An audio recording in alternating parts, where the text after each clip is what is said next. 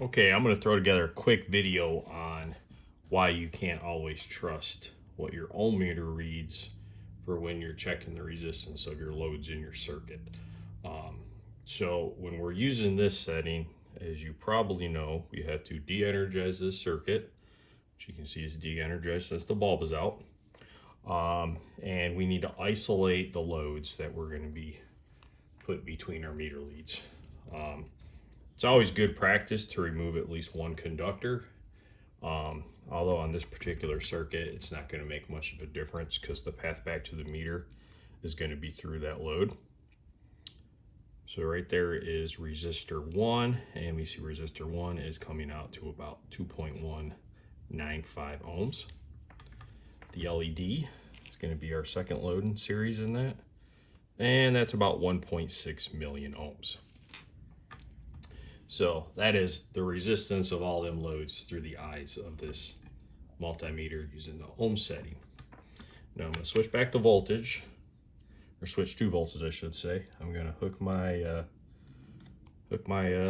ground wire back up, and you can see that the current's flowing. The LED is lit up, and we're just going to really quickly do a voltage drop across both of these loads.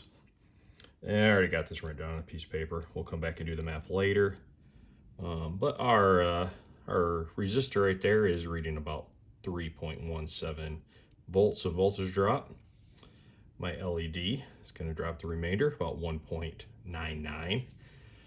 2 if you want to round up. You add that together, comes out to 5. That's a 5-volt power source. All makes sense.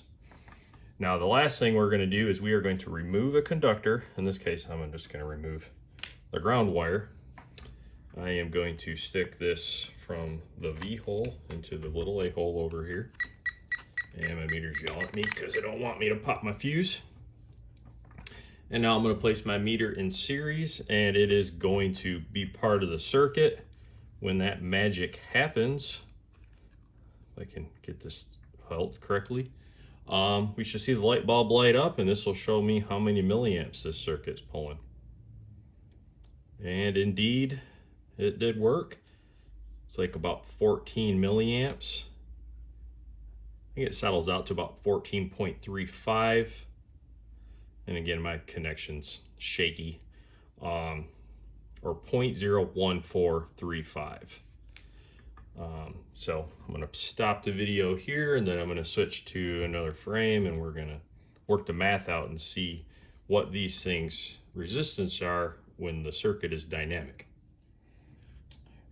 All right, this is actually my second time trying to shoot this. When I did this the first time, the resistor dropped about 3.18 volts. The LED was still 1.99. Close enough for what we're doing here. Again, add them together, you got 5 volts, which is our source voltage. My circuit amperage was 0.01435. And as you can see, when we do the math over here, which was tested on a calculator device, that 220 ohm rated resistor in a dynamic state comes out to about 222. So its resistance increased when we were dynamic. Most things, incandescent light bulbs, are going to increase in resistance as current is flowing. Like incandescent light bulb is going to be significant. In the case of a resistor, its job is to be a resistor, so generally it's just a small increase. But does get usually closer to what the rating is, although in this example that's arguable. Our LED, however, had the greatest change, where that actually dropped from 1.6 million down to about 140 ohms. Again, just proving out that the ohm meter is not necessarily going to give you what your actual resistance is of that component while those electrons are moving. Hope that helped.